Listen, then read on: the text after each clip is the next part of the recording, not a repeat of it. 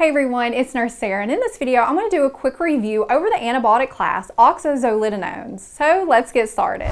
The Oxazolidinones has a common suffix of zolid, Z-O-L-I-D. This includes linezolid and tadizolid.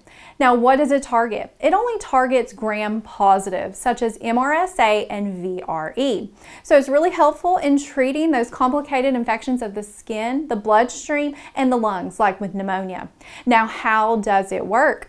Well, it inhibits protein synthesis by targeting the 50S ribosomal subunit. So it's going to have a bacteriostatic effect. Now, to help you remember the important concepts about this class, remember the word zolid. So Z is for zaps bone marrow. Unfortunately, this class carries the risk of myelosuppression, where we will see a decrease in white blood count, platelets, and red blood count, so we want to monitor the patient's CVC closely, especially if this is used for more than 2 weeks. O is for oral equals the IV. So this medication class has excellent oral bioavailability, allowing the oral dose to actually equal the IV dose.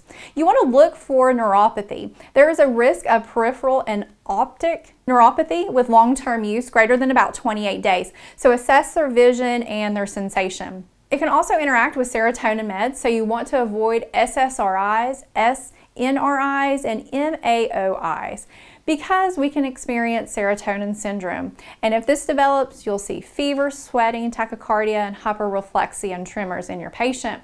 And then lastly, you don't want your patient eating tyramine-rich foods because it acts as a weak MAOI. So you want them to avoid aged cheese, cured meats, and fermented foods, because we could have a hypertensive crisis. Okay, so that wraps up this review. If you'd like to watch more videos in this series, you can access the link in the description below.